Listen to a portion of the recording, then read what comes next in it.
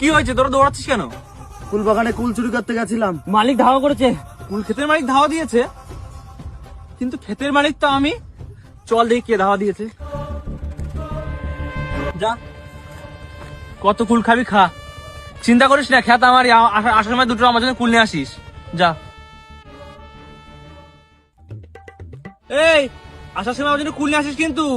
আচ্ছা ঠিক আছে।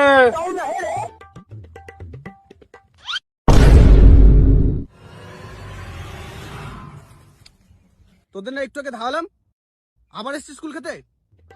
ও নাকি কুল ক্ষেতের মালিক। মালিক তো বাইরে দাঁড়িয়ে আছে। কই মালিক? চল দেখা, চল। ওই তো মালিক, আসো। চলো, চল দেখি। ওই যে ये फंस गया।